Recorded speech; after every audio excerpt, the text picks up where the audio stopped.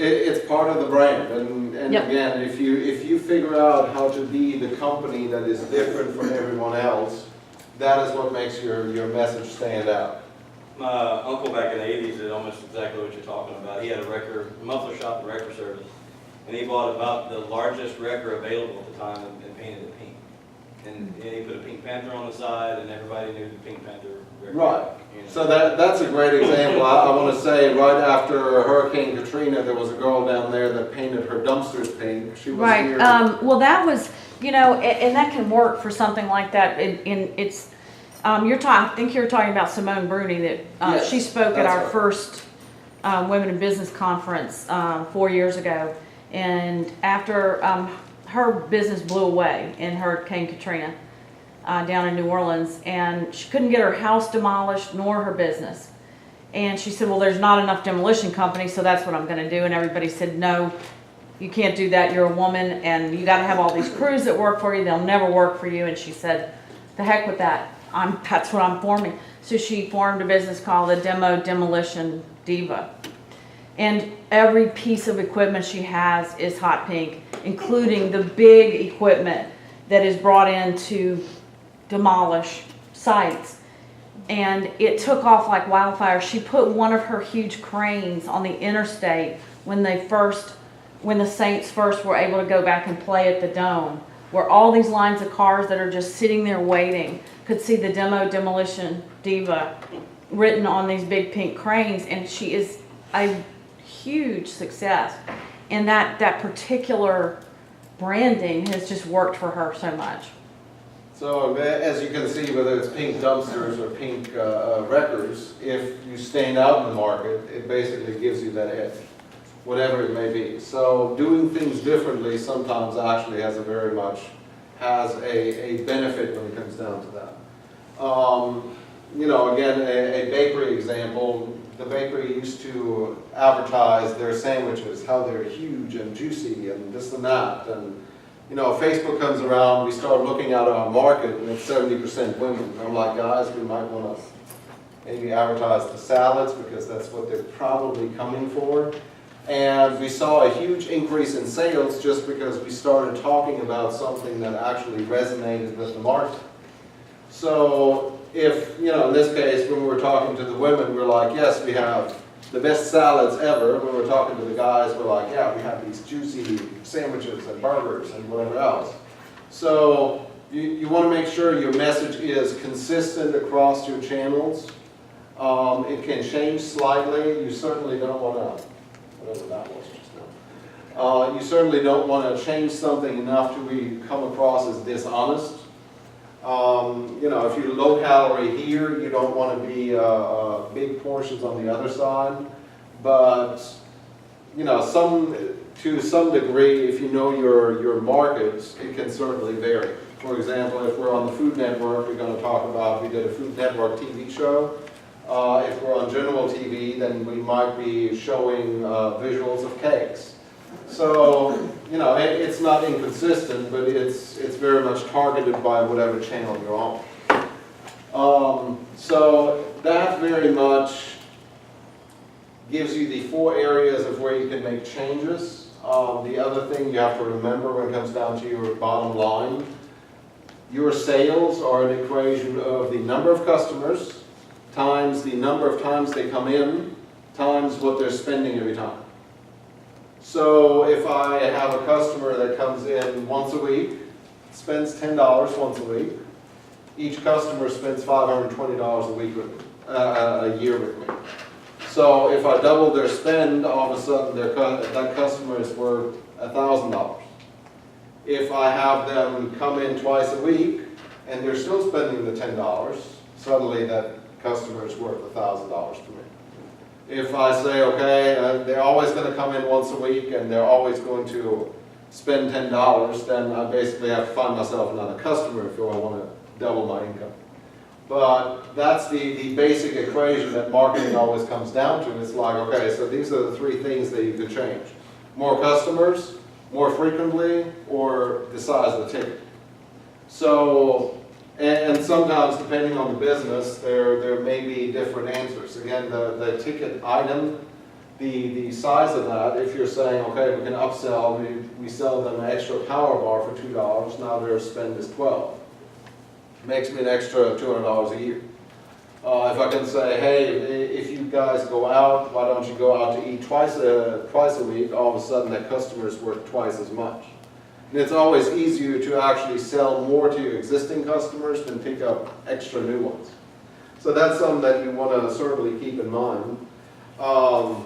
Now, people always ask me, okay, how in the world do you come up with these ideas? You know, how do you actually generate some of this stuff? Idea generation, I don't know if any of y'all ever did a true brainstorming session. Basically, you take 3, 4, or 5 people that either, you know, they're good customers, they're your friends, whatever they may be, a good representation of your customer base, and you sit them down, you say, okay, so let's spit out ideas. It's not about quality, it's all about quantity at that point. Usually if we do it, we sit around in the room and we have usually lots of wine, which helps for the first couple of hours. After that gets a little dangerous. You have a big whiteboard and you start just writing down ideas, just one after the other. It's okay to piggyback on somebody else's idea. So if he says, hey, why don't we paint the record pink? Record pink, good. That almost went terribly wrong. And we have it on camera, which makes it so much worse. So, record pink, then I can say, oh, why don't we put a Pink Panther on it? And then somebody else can say, oh, why don't we do this? So, at that point, you don't want to criticize, you want to improve everybody else's input. So, and you want to be as creative as possible. It doesn't necessarily have to be a matter of, you know, if he says, let's paint the record, and I'm like, yeah, we can't really do that, that's not productive. At that point, you don't want to criticize, you don't want to evaluate, you want to just say, okay, so if we could, what would that do for us? And, you know, just write down a whole bunch of ideas, get a big old list. Matter of fact, usually when we do it, if I do it with a client setting and I have upper management sitting around 4, 5, 6 people, I'm like, okay, I want 100 ideas before we leave this room. And they're like, oh my God, that's crazy. But once you start actually churning out, most of the time we end up more than 100, because if you think about it, it's not, at that point it's not about feasibility, it's just about saying, okay, so what could we do? Same thing, you know, if I do business coaching and I'm like, okay, so what would it take to take your business and take it times 10? At that point, every conventional idea basically goes out the window, because you can't say, okay, so if I want an extra 10% profit, then I start buying cheaper copier paper and I'll probably edge it out. If you want to take your business times 10, then it's like, okay, I have to think of crazy ideas, of stuff that is out of the ordinary. Because if you want to be in a spot where you've never been before, you probably have to do things that you've never done before. Does that make sense? So, you know, as far as idea generation, that is how we usually do that, which, by the way, I'm totally off on my PowerPoint. But that's okay. Any questions on any of what we talked about before we dive into social media after I take a 5-minute break and probably get some water before my voice leaves me? Questions? No? Okay, then we'll take about 5 minutes and then we'll continue with the next, and I will grab some more.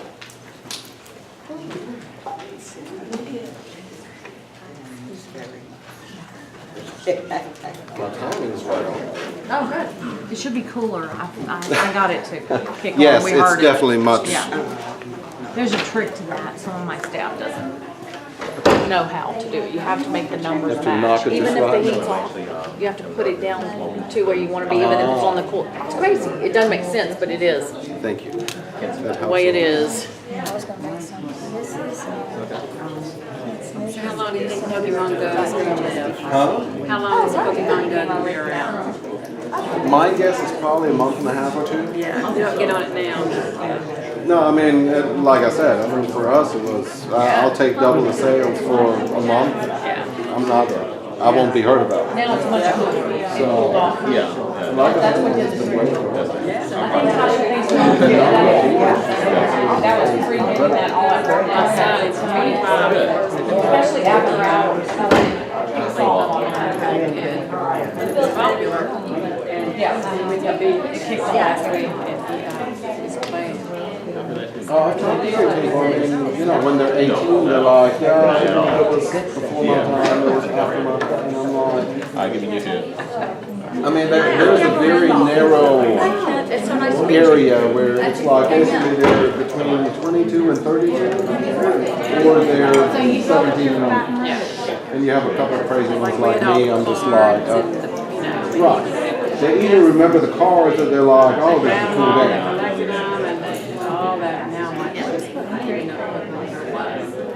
Well, a friend of mine's 25, she can tell you all the Pokemon, what they do, and everything else.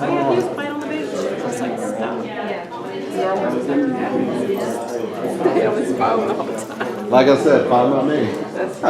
When I was, I used to work with Caesars.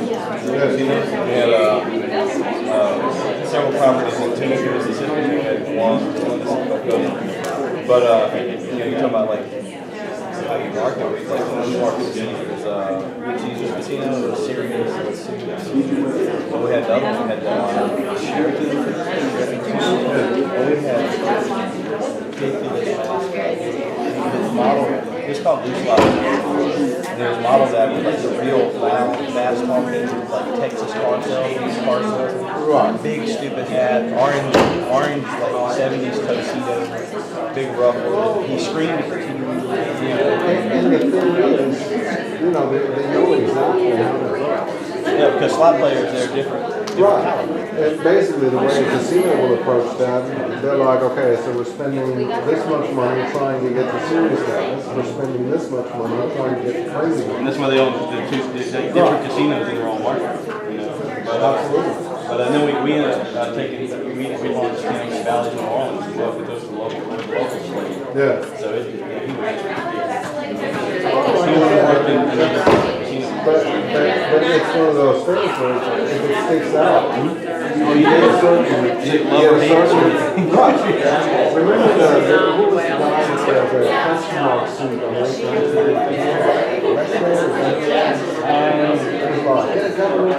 I'm that guy.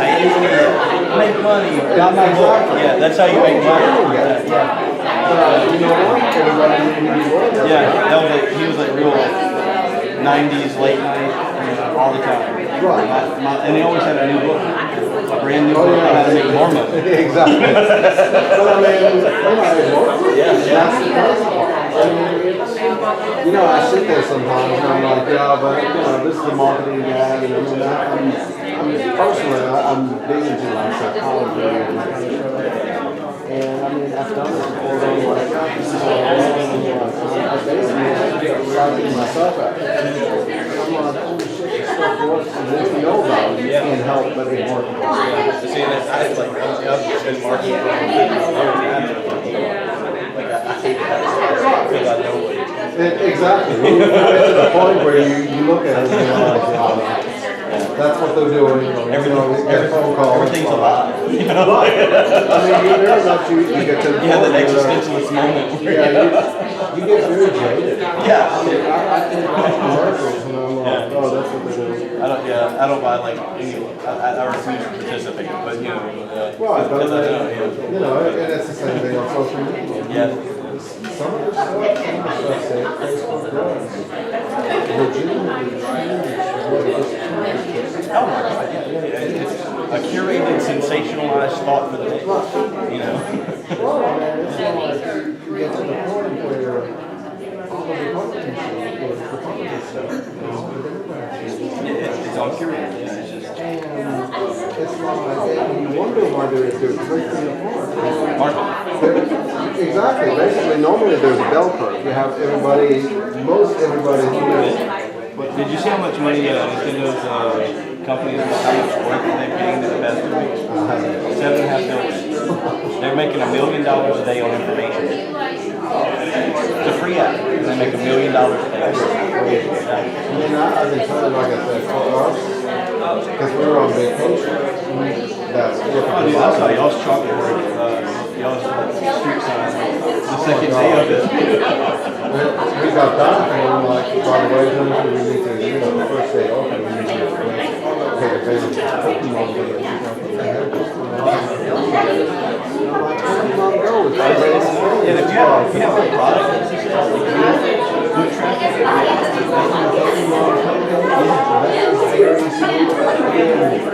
And the kids come up with it. And we have these, that board, we have this, Zoe works for us, she's basically, I don't say she goes back to art school after she just chalk, like the little chalkboard. She knocked that out, so Another show. that much out. Yeah, you have people walking down and coming to get a iced coffee or something. Right, they take pictures of the board, To they make share it, to make the that's next mark. Apparently, the museum got a good footprint in that. well, especially not like, because you're always still doing The the, purchase laws. yeah. And so I made that decision early, and then I went to Megan. She made the curator. I made the marketing decision. She made the curating decision. And, you know, to some extent, we all it's a little bit of, you know, depending on your jury and whatever else. Now, you know, if you still did like the second Saturday market, that was probably a totally Oh, different. yeah. But see, we don't have the next market until September, and by then, I think so. Yeah. You know, I'm still not, I'm giving it a month and a I half. say August. August would be the Probably.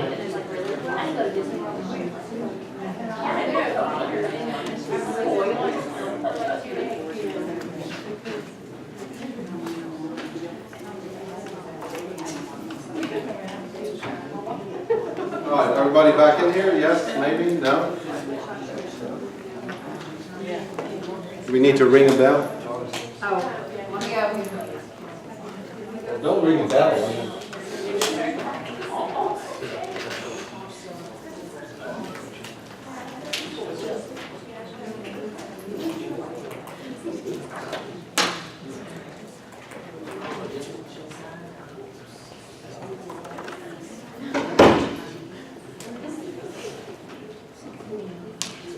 I guess we have them all. I'm just going to carry on and see what happens. So let's talk about social media for a little bit because that's usually what people come in here for. Obviously, sort of the new kid on the block. If you've been doing this for a while, whenever I started advertising, there was no social media. We started with websites, and that was like the cool thing. Banner swaps. Banner swaps was a thing for a while. Then you had the online forums and chat rooms and all kinds of stuff. Clearly, it's come a long way over the years. I'm going to start with this video because it certainly sets the scene. It's not my video, but it's kind of cool. So let's see if this actually works.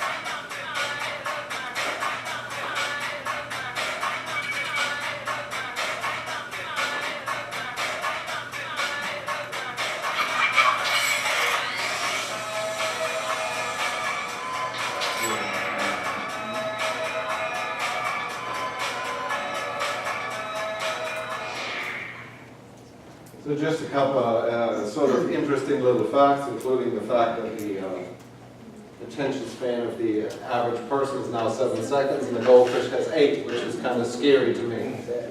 But seeing that I've always had a 7-second attention span, I can very much empathize. So that video very much highlights the problems that your average small business owner now runs into, because you have all this stuff that is online, and as a business owner, you certainly can't do them all. Nobody can sit here and do Twitter and Instagram and LinkedIn and Pinterest and all of them, because guess what? That would be a full-time job and you still couldn't do it all. So, you know, as much as some people will advise you to do it all, that's really not true. Especially if you look around here, you know, for a lot of businesses in Alexandria, Pineville, Twitter is basically fairly dead. It's just not something that people do a whole lot around here. There may be some, no offense to the one Twitter user in the room. The owner. 2, there's somebody back there. Gotcha. You should be tweeting each other later. Right. So, there is certainly not a need to do it all. You have to very much choose wisely. For example, the one thing that we've seen is Facebook was a big thing for a long time. Facebook is still accounts for 47% of all mobile, of all social media traffic. But the one thing that we've seen is once the parents and grandparents started going to Facebook, all the kids are like, yeah, we're going elsewhere. Which, you know, some of them went to Snapchat, some of them went to Instagram, some of them went to Twitter. But there was definitely an exodus of the younger generation that said, you know what we're doing and talking about is really not with mama's business. And they started going elsewhere. And those are the dynamics that we see in social media again and again. You have the early adopters, they go in, they do it for a little while, then the market starts adopting, and then the platform is no longer hip enough for those early adopters, and they're like, yeah, you know what, we'll do something else. So as a business, that is something that you certainly want to keep in mind. Like I said earlier, if you remember the days of MySpace, it was the thing for quite a while. 7 years ago. Right. It's just. Now, you look at it 7 years ago as a eternity. If you think about, you know, most of these companies, Facebook, Twitter, they haven't been around for even 15 years. So it's certainly a very fast-paced model. Facebook started doing promoted posts just a couple of years ago. And again, right now, as a small business, we're spending, I mean, more money on Facebook than probably most traditional channels. So it's something that you certainly have to be willing to adapt and willing to be adapting fairly quickly. Some of the majors, of course, you have Facebook, Twitter, Pinterest. Then you have the Tumblrs and Instagram. The interesting thing about that is if you look at the numbers, social media traffic, like I said, Facebook makes up 43%. Number 2 is YouTube, which by the way is a Google product, with 22%. Then you have Twitter at 4.9%, and everybody else is less than 2%. So, does that mean that you shouldn't be doing Instagram? Well, not really, because if you're in that niche market where Instagram is the thing, or if you're in that niche market where Tumblr is the thing, then that's where you need to be. But as a whole, you want to keep in mind that your big ones basically are Facebook for sure, unless you're dealing with the probably 13 to 18 crowd. They go on Facebook to sort of keep up with the parents and message each other, but they're not posting. Now Instagram, they're posting, but they're not really talking. Then there's stuff like Snapchat, if anybody's familiar, that supposedly stuff disappears. I wouldn't rely on that, but just that's something that the kids now are into, but they're already starting to move on to the next. So if you're in the business of marketing to 13 to 18-year-olds, I feel very sorry for you. But you know, it's something that you really need to keep up with if that's what your market is. Everybody else is a little more stable, thankfully, so they're a little more predictable. We can a whole lot more see what's going on, where people are. Like I said, Facebook very much does a very good job at giving you those numbers.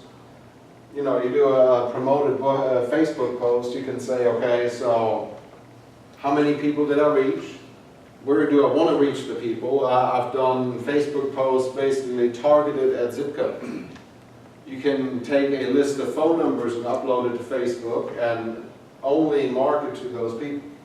So that's a function where if I'm saying, okay, nobody drives to my place of business for more than 20 miles, or I'm only servicing zip code 713010203, and I'm only doing business mostly with people that are between 25 and 50, and you know, they tend to be educated, they tend to have a certain income. I can give Facebook all of that and it will create me an audience. I've done it before. For my consulting business, I run ads in Dallas and Houston and whatever else. Every once in a while I'm in Dallas and I get my own ad and I'm like, yes, it's working. Because I'd obviously be interested in myself. So, you know, that's the kind of stuff where it's like Facebook is really, really good at figuring out what people do, what their behavior is. They have more data than anybody else on the planet about the stuff that we do every day, the stuff that we like every day. They know exactly what you're liking, what you're watching, which, by the way, on a sort of side note, if you're wondering why this country is sort of drifting apart to the two extremes, that's because if you watch 3 Republican videos on Facebook, Facebook is like, oh, let me start showing you more Republican videos. So then you watch more of those and all of a sudden you don't even realize that there's another candidate. Same thing on the other side of the aisle with the Democrats. So instead of having a bell curve, all of a sudden that starts dipping in the middle and all you see is the same things that you believe. So Facebook is very good at it. As a marketer, I have to sit here and say, you know, it's a great thing. From a political standpoint, I'm really not sure. Y'all figure that out yourselves. But what Facebook does really well, and what platforms like LinkedIn start to do really well, is for you to say, this is who my customer is, and they will serve them up to you. If your customers are only women, only men, only in a certain age range, they have certain interests, you can narrow that down very much and put a price on it. If you want to spend $10 on Facebook every day, I guarantee you will find some of the people that are your ideal customer. And then it's just a matter of basically creating that message that actually speaks to those people, which is somewhat where we start talking about content. I probably should have changed this slide. Content. And people always ask me, okay, so how do we create content? Because that's when it comes down to social media, that's really what it comes down to is the content. What makes something quote unquote viral? What makes something engaging? What makes people click? For example, if we've done it with a restaurant before, if I take a picture of a pizza and post it on Facebook, it's super engaging. If I take the exact same picture of the pizza and I put our logo at the bottom, engagement numbers drop because people are like, that's an advertising, I don't like it. So that is something that we figured out very early on in the game, that people don't like advertisements. Facebook is still very much something that people feel like is somewhat private, so they perceive things differently. If you're too quote-unquote ad-focused, people turn off. They're like, yeah, I'm not really interested. They're interested in your pizza, but they're not interested in your advertising spin on that pizza. So whenever you're creating content, that's one thing to keep in mind. You want to be professional about it, but you don't want it to look too professional. When you're writing copy, keep in mind that the average user is somewhere between high school and college educated, but they're all reading on about an 8th grade level. So most newspapers in this country, basically they write their content focused on 6th to 8th grade. Not saying that that's who's reading them, but if you think about it, if you sit down and read a newspaper article, if you have to dedicate all your brain power to reading what you're reading, then it's like, okay, that's a chore. Most people are not going to do that, especially not on social media. Google basically now reads on a 6th grade level. When people nowadays talk about search engine optimization and all of that stuff that goes on there, Google basically, imagine a 6th grader, and if the 6th grader can understand it, Google will as well. And that's what they're now looking for. It's no longer about keywords, it's no longer about all of that stuff. It's, I mean, there is a Google sitting there, I made that up, there's like a Google. And it's reading your website, and basically if your website is pertaining to whatever you're selling, and if it's understandable to a 6th grade child, then it's probably going to rank very well on Google. And same with your content on Facebook. If it's readable, it's easy, it's kind of a little bit, can be fun, can be hypey, whatever it needs to be. You just don't want to come across like an outright ad because it like literally, it turns people off in a heartbeat. So, and that is one of the things that we've seen, especially with Facebook. You know, you can be very engaging. You can say, hey, come down, it's going to be awesome. But once you cross that line into being an outright ad, people are just like, yeah, you know what, we're not interested. When we did Winterfest, I was the lead consultant for the city of Alexandria. That basically we brought them the idea and said, okay, this is what we think would be cool. And most of the most engaging posts on Facebook about Winterfest was like a snapshot of them spraying water on the ice rink. And that was like, we had 500 likes on that stuff, 1,000 likes on it. And people are just like, oh my God, this is so cool. But it was, again, it was basically what I would call, if I look at it, it was immature content. And people were going crazy over it. Where if you start making it into an ad, people are just not that interested. Well, Tobias, don't you think that fits the changing demographics are driving that, don't you think? Because if you study millennials,